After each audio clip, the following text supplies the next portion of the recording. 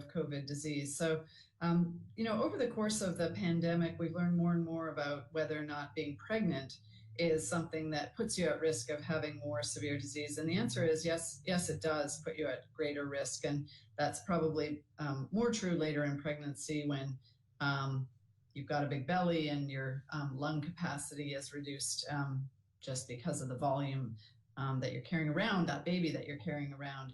So that's the reason why we're particularly interested in vaccination in pregnancy. Lots of evaluations now of using vaccines in pregnancy, and our recommendation is that if you're a pregnant woman, there's no reason why you can't get vaccinated with the vaccines that have been emergency use listed by WHO. So there's no increased risk of negative things happening during your pregnancy, and we know that that then protects you as a pregnant woman, protects your pregnancy, and protects the baby that you're carrying as well. So really important that pregnant women understand the importance of getting vaccinated. The second issue is around breastfeeding women. And there, again, no reason why a breastfeeding woman could not be vaccinated. There's nothing bad is going to happen in terms of the baby or in terms of your own health. In fact, this is going to be protective for you. And still looking at evidence about whether there is the transmission of the antibodies that you produce in breast milk, but for lots of other infections and other vaccines, you produce antibodies, and in fact, you do transmit those through breast milk. So both pregnant women and breastfeeding women, we don't see any reason why you can't be vaccinated. It's still understandable that people are concerned, right? People are still wanting to understand how vaccines work, needing to understand their own vulnerability.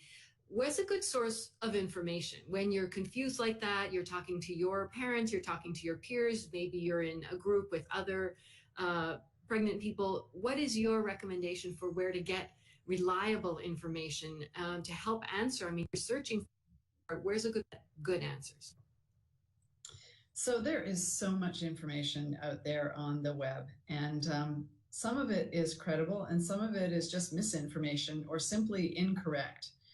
So what's really important when you're looking for information is to be sure that you're going to credible sources. That means your health department, your Ministry of Health of your own country. It means going to websites from health departments or public health departments of countries around the world that are really following this carefully. And WHO has all kinds of information on our website specifically about the vaccines. And we do provide recommendations for every vaccine that is emergency use listed by WHO and for all of the different risk groups about which risk groups should be vaccinated, as well as any information about how the vaccines are stored and how they're administered. So really it's important to go to sources of information, public health institutes, ministries of health, the World Health Organization, UNICEF has good information on their site as well. And specifically for pregnant women, for example, there are also physician organizations, so associations of specialists in obstetrics that provide information about vaccination and recommendations around vaccination. So there are good sources out there. This is a question, another one we received already in advance from Facebook from Honey Praras, who wants to know, is it okay to get other vaccines around the same time as the COVID-19 vaccine? Can I get other vaccines between doses of the COVID-19 vaccine? I know I actually had that question myself because I needed to travel and needed extra vaccines for that. And my doctor asked me, when did you receive the COVID vaccine? What's our answer on that one? Yeah, so the studies with the COVID vaccines have not looked at what is referred to as concomitant vaccination, so where you would get more than one vaccine at a time during a visit. So for that reason, what we do recommend is that you wait a couple of weeks after you've gotten your COVID vaccine before you would be vaccinated with another vaccine. There's no specific reason why we would think that two vaccines would interfere with each other, but we just don't have the data to be certain about the performance of the two vaccines. The other thing is that if you have any side effects from a vaccine, we would want to know which vaccine it was related to. So that's the recommendation, is to wait a couple of weeks between when you get your COVID vaccine and when you would get a vaccine for another product that you would be vaccinated against. And then you can go on to get your second dose of side effects from a vaccine. Thank you, Dr. O'Brien.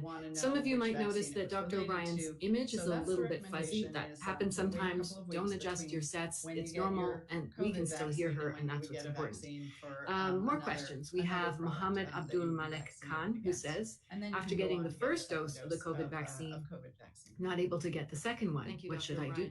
That actually is a good question that can lead us into a wider topic as well. What should people do post-vaccination in general? But maybe just first on his specific question, he's only been able to get one dose.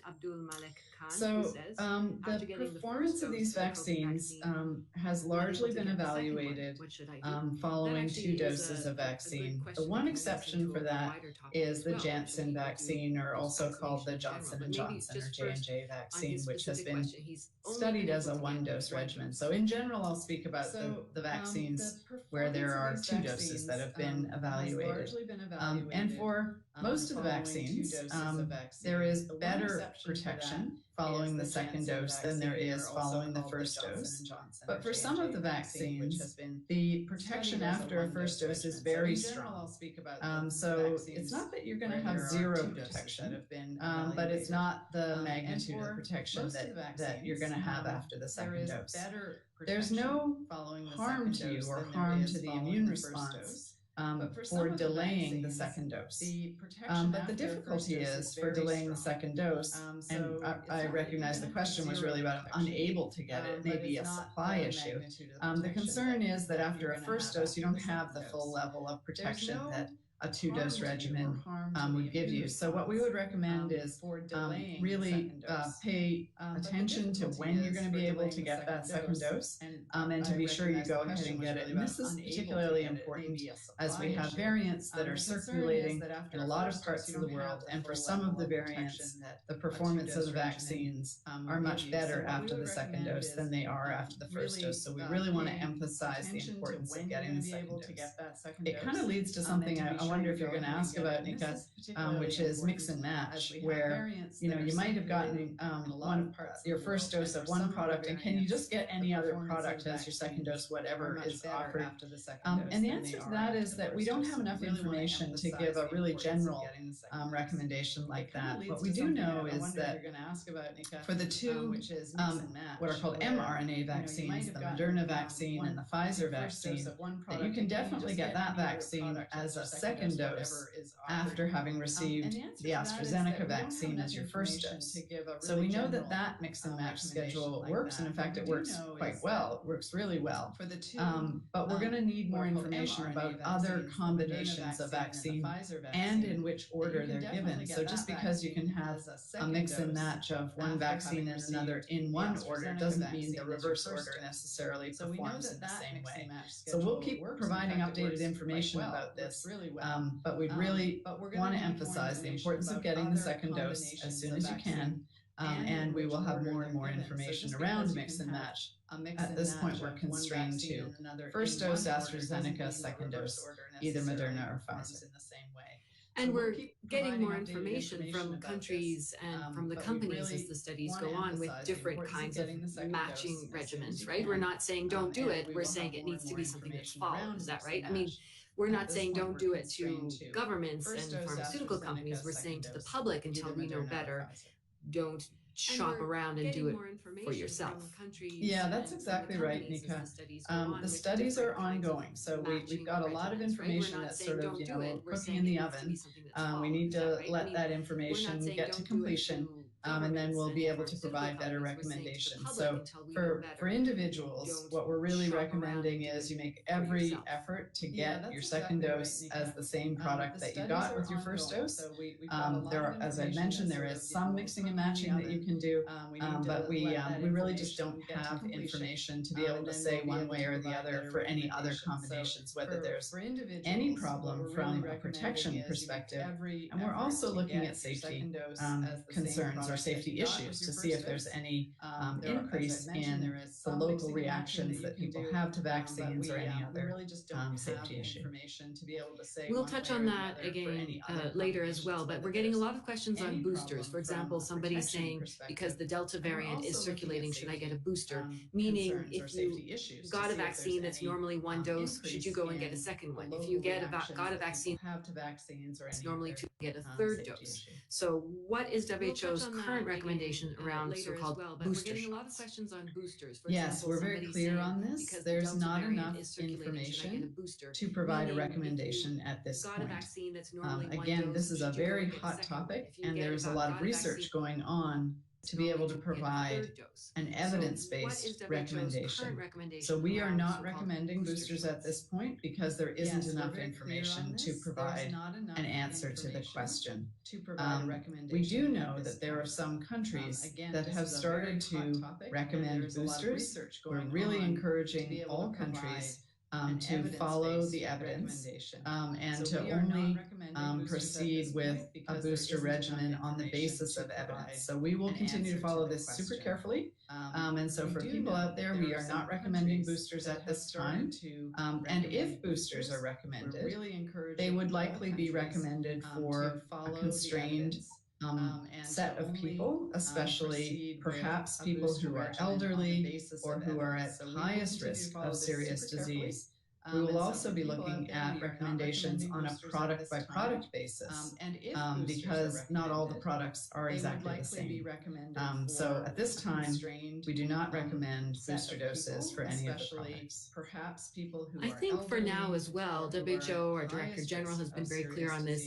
If a country has excess capacity, if a country that has vaccinated its healthcare workers and vulnerable population and has excess capacity at that time, we recommend that that country share those vaccines with a country that hasn't yet had a chance to vaccinate their vulnerable people, their healthcare workers, their frontline workers, and people who are vulnerable, other people who are vulnerable, essentially. So there's an equity message there as well. It's two-track. I think we're not saying don't do a booster because there's not enough. We're saying we're still looking at the science on that. In the meantime, as we're gathering the science, if you have excess doses, the right thing to do to slow and stop the pandemic eventually is to share. Is that a good way of summarizing it? Yeah, that's a great way of summarizing it. And I think everybody's just really used to now the idea that as we get more information, we will update the recommendations. And you're seeing that coming out of all kinds of different countries. You know, we're asked a question on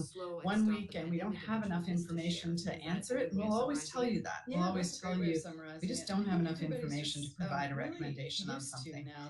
But several weeks later or several months later, more of the research has come in and we then do have an answer to the questions. So at this point on the boosters, we're really saying we don't have enough information yet, so we can't make a recommendation. We wouldn't know whether that was needed or not, and we certainly wouldn't know it on a product by product basis.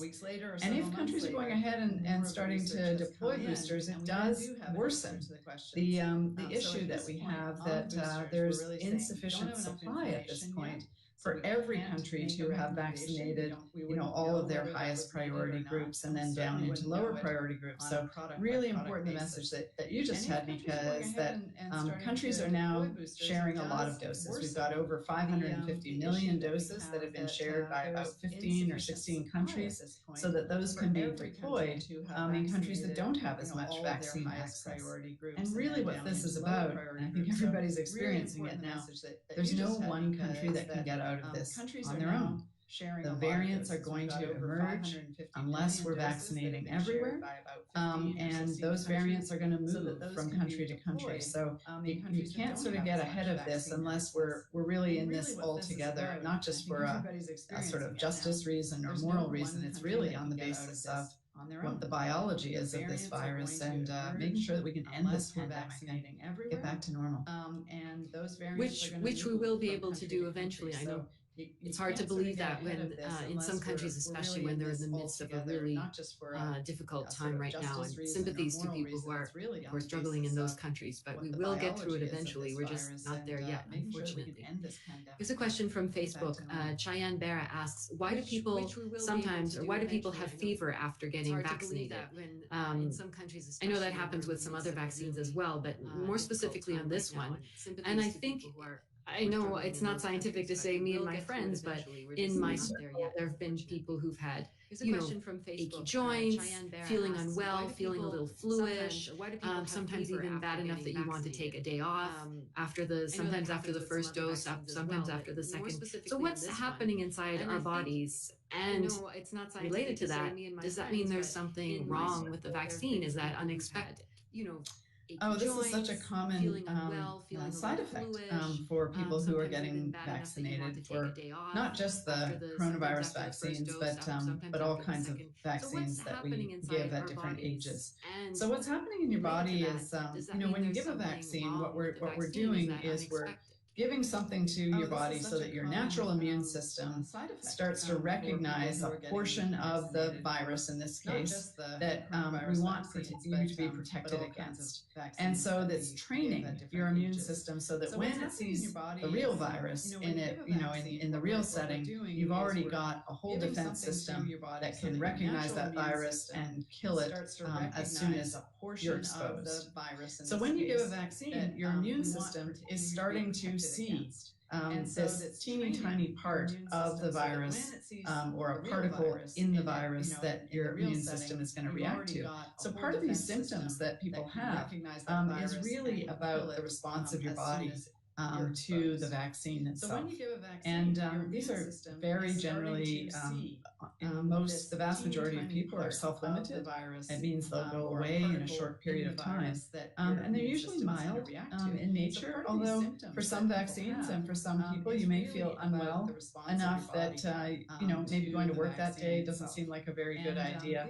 And really, it's about treating your symptoms from just a symptomatic perspective, taking an anti-inflammatory, if you're not feeling well, headache, low-grade fever, soreness at the place where you got your injection.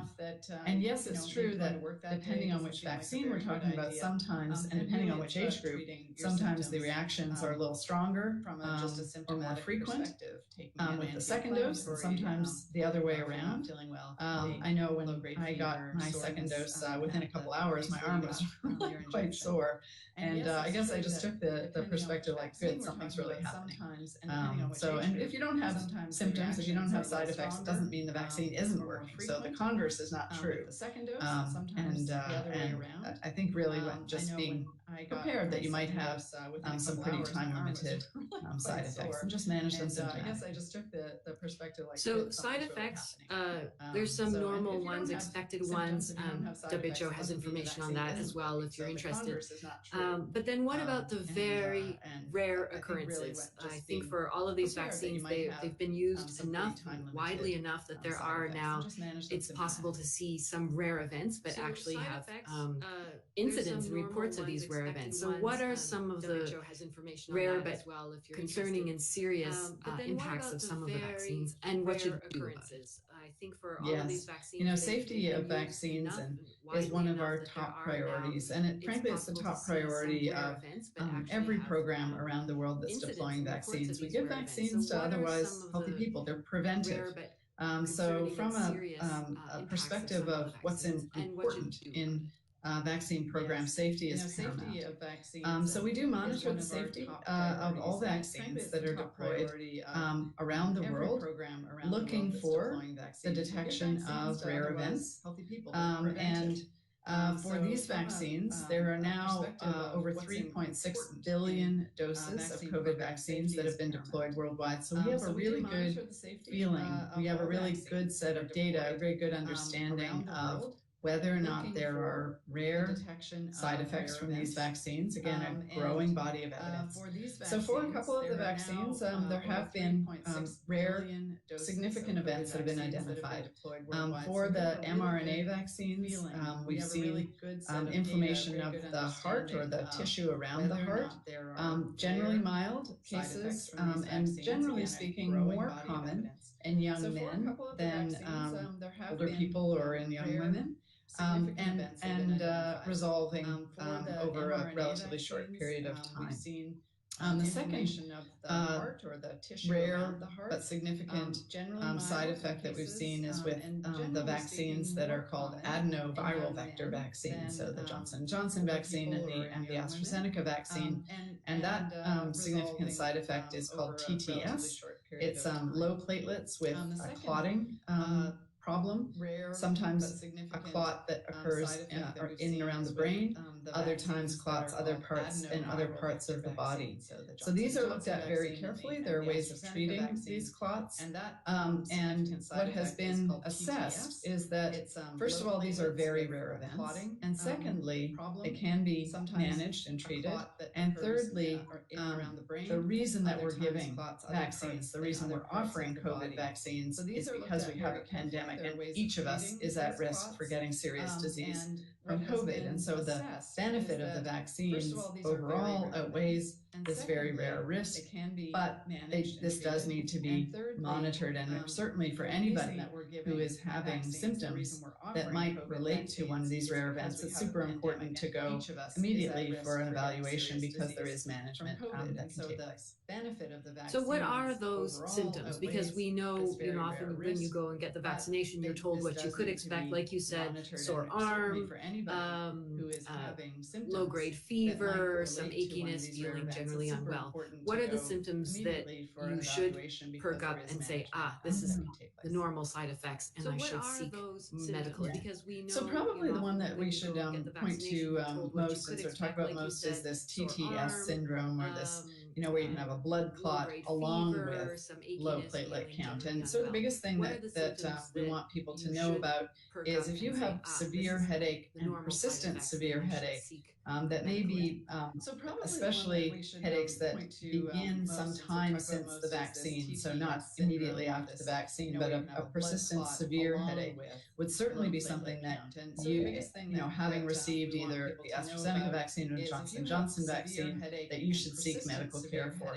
High fever is another symptom of this, and clots can occur in other parts of the body as well, so shortness of breath, swelling of a limb, abdominal pain. So those are a series of the symptoms that people should be alert to. These are not sort of normal symptoms that you think, I just don't feel quite well.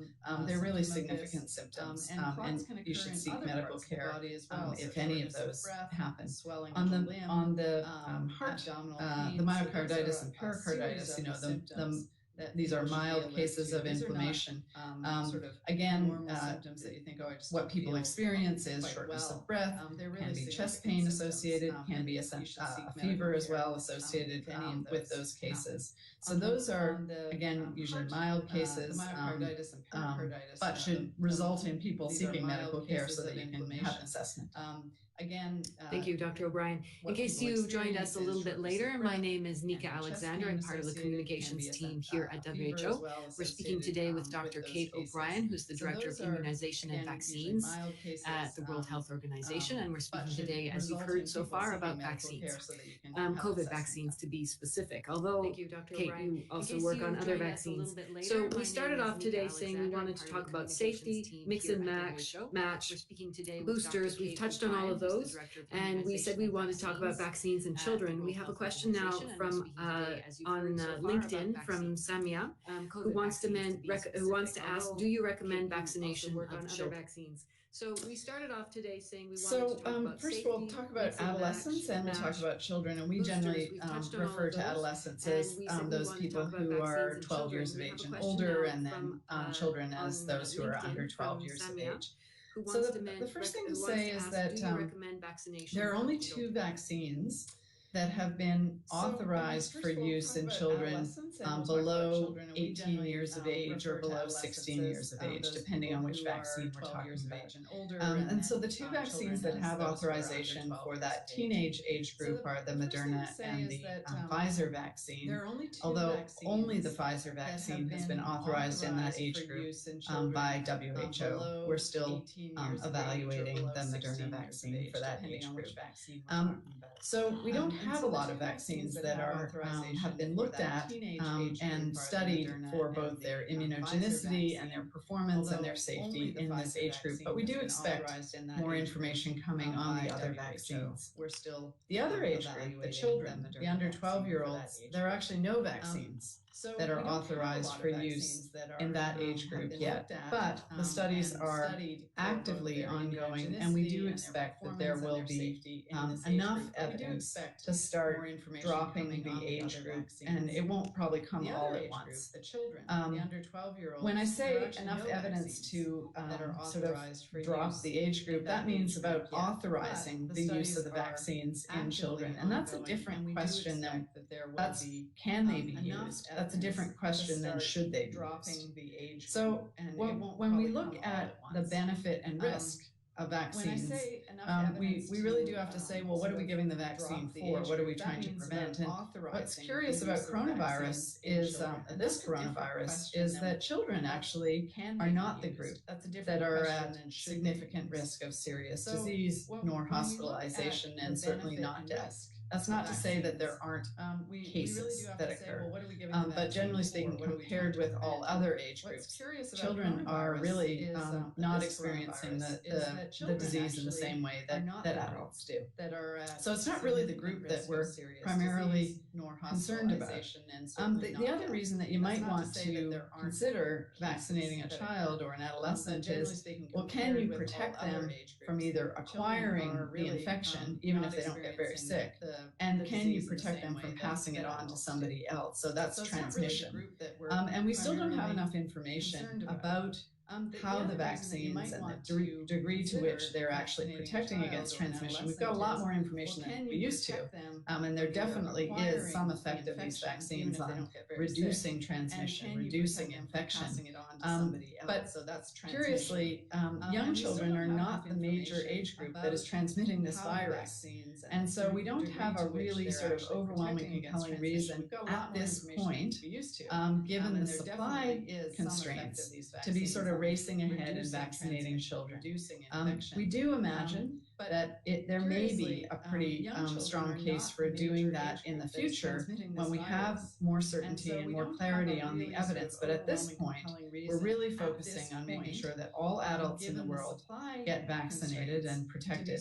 And for adolescents who have an underlying medical condition that puts them at significant risk of COVID disease, that may be a reason why those particular, that subgroup of adolescents should be vaccinated. But we're not recommending at this point a general adolescent vaccination program, in large part because of still some uncertainties in the scientific evidence and the supply constraint that we're all living under right now.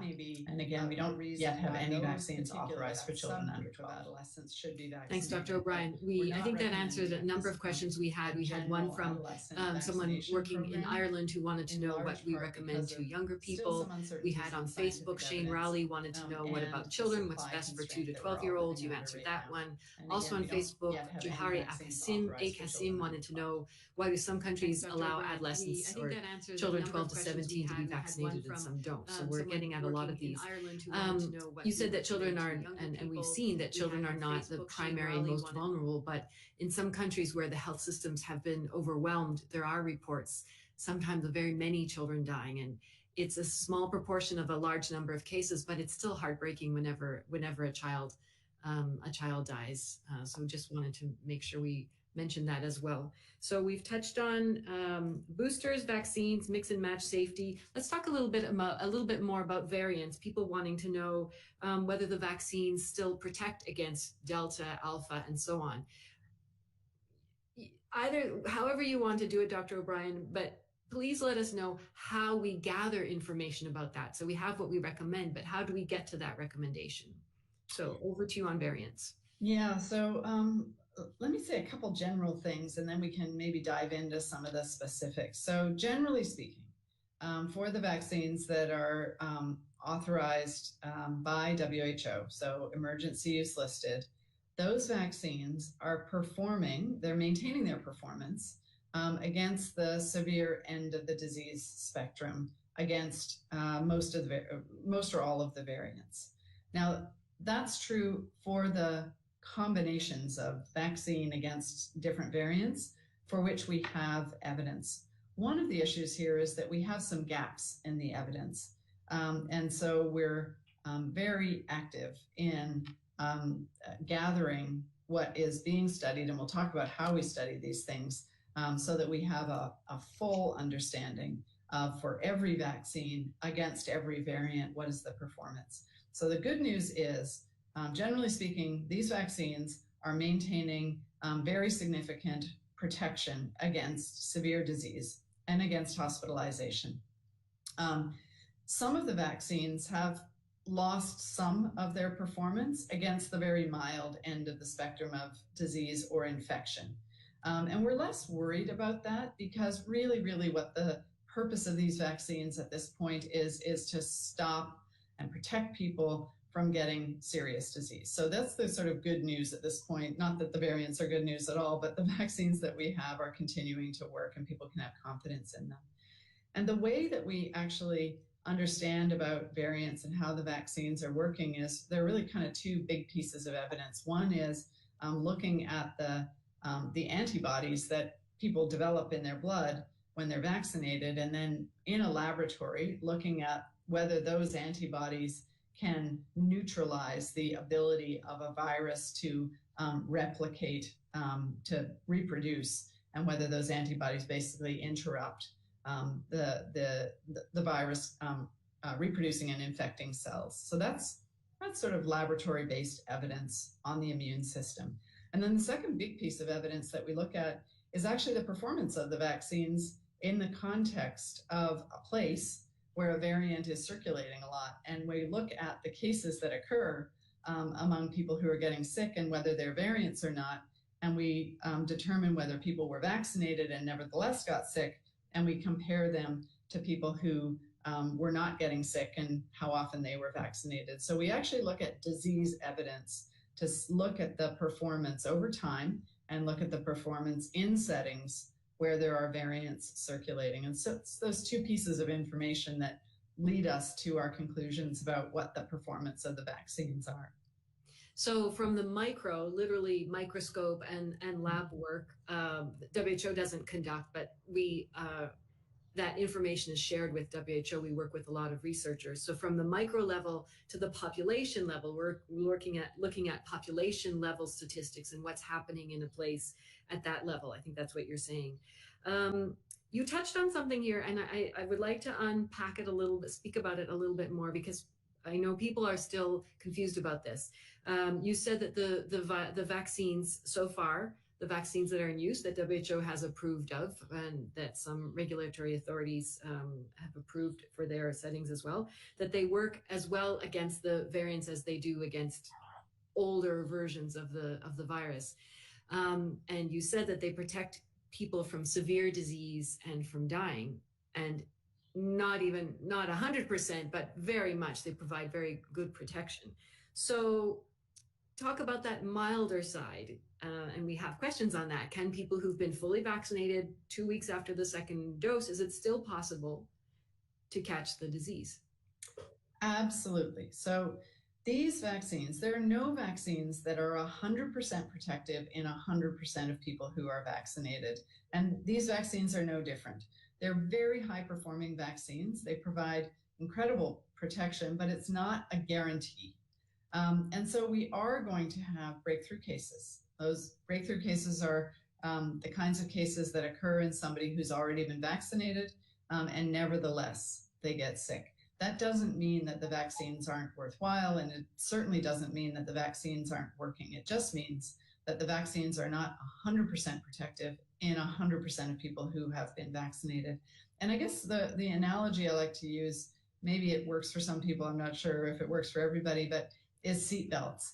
We know that seatbelts are incredibly effective at protecting you when you're in a car accident, protecting you from serious injury and protecting you from death. That doesn't mean that it's impossible for you to have a serious injury or in fact, the most serious thing, to die if you're seatbelted and in an accident. But it sure reduces the chances that that is going to happen. And so the same is true with vaccines.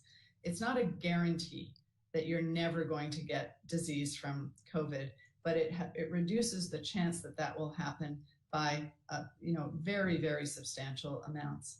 And I want to bring this back also to the question of the boosters.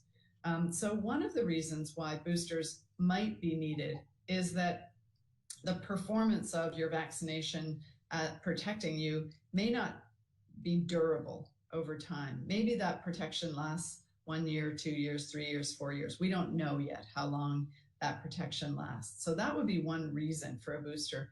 Another reason for a booster may be that if vaccines are not performing as well against one or another variants, getting another dose and boosting your immune response may provide better protection. So there are two reasons for boosters that we're looking at and studying whether or not they're needed. And so that's another issue that comes into the performance of the variants, the performance of the vaccines against the variants.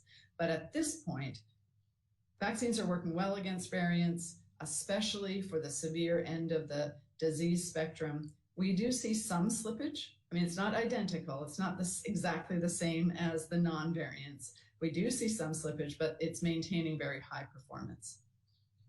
Question on Twitter: can people who are fully vaccinated still spread COVID? So it's related to what we were just discussing.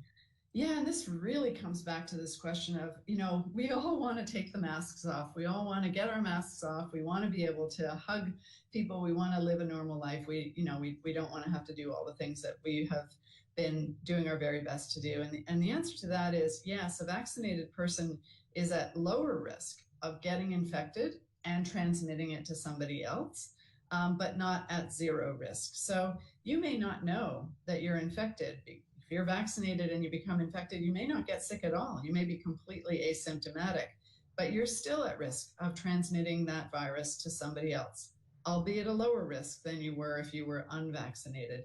So this is one of the reasons why it's important at this stage, when in every country, the number of people who have been vaccinated is not at the point that it needs to be. So this is the reason why we continue to message to say, please keep your mask on when you're interacting in crowded circumstances, when you're in indoor spaces that are public spaces.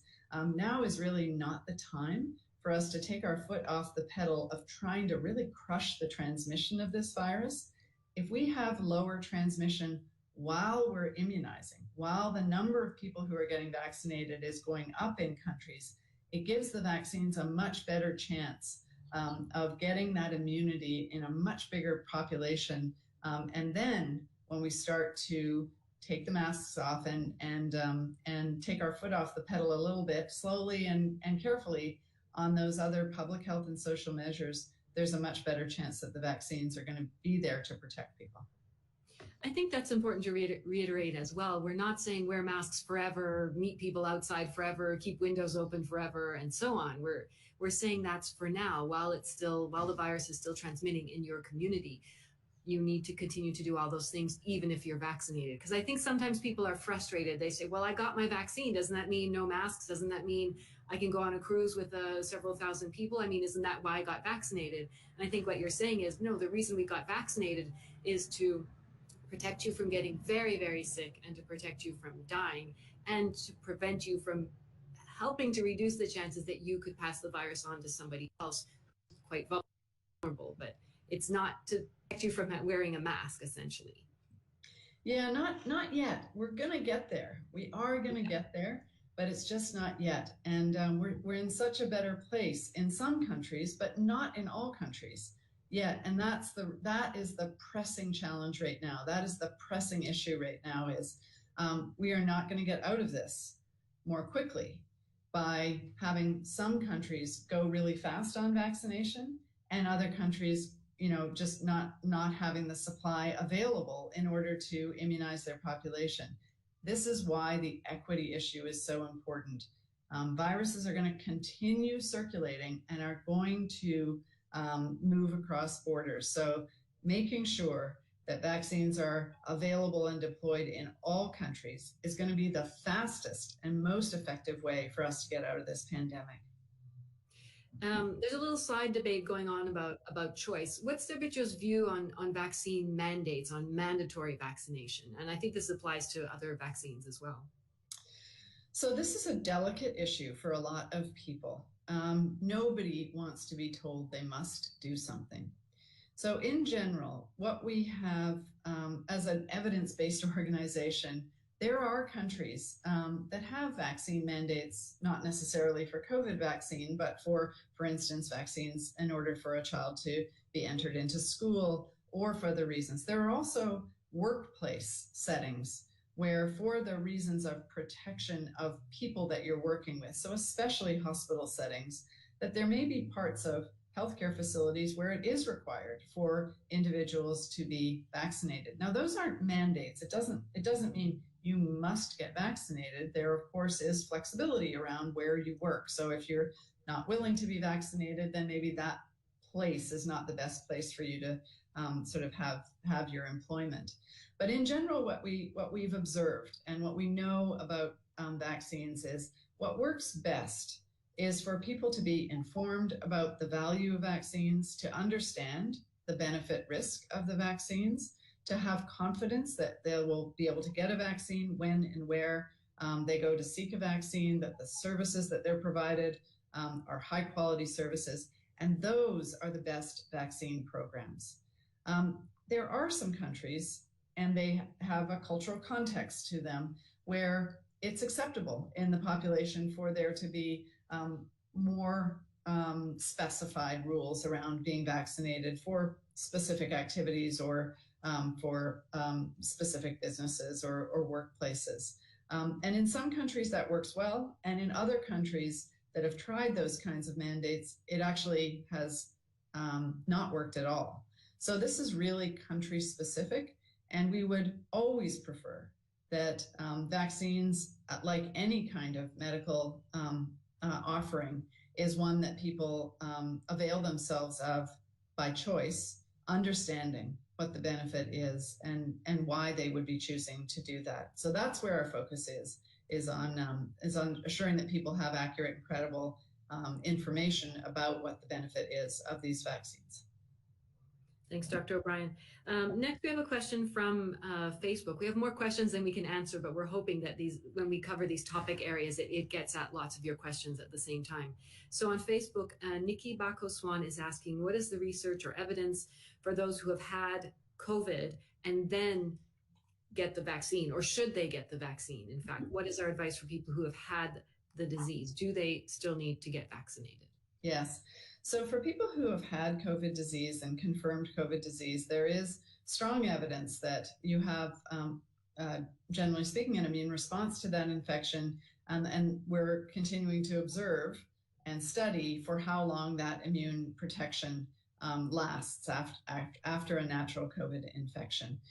So we do, in our guidance around vaccines, is we do recommend that people who have had infection nevertheless go ahead and get vaccinated. And the reason for that is several-fold. First of all, we don't have enough information about the natural infection and protection against variants. We also don't know for how long that natural infection immunity lasts. We don't want programs excluding people from vaccination on the basis of having had disease in the past. And we certainly don't want programs to start instituting a testing program to try to distinguish those who have and haven't had natural infection. So we do recommend that you go ahead and get vaccinated because people may have, are likely to have some degree of immunity for 6 months, perhaps more than that. From a personal choice perspective, people are certainly informed that they could defer the timing of their vaccine if there's a shortage in their community and allow someone else to sort of go ahead of them in line, knowing that they have some level of protection for on average about a 6-month period, and we're continuing to watch to see if it's more extensive than that. But we don't recommend that you avoid getting vaccinated if you've had COVID disease. You should go ahead and get vaccinated anyway. There's no simple answer, is there? I mean, every one of these questions, there may be a yes/no answer, but there's a lot of thinking and analysis and research behind it that brings us to that answer. So we're going to wrap up really soon, but I just wanted to throw in one question related to travel. So countries, people who are wanting to travel are sometimes finding that the country they're going to doesn't recognize the vaccine they got in their country, or their country they're going to, basically that there's some countries that are quote unquote discriminating based on the type of vaccine you've received.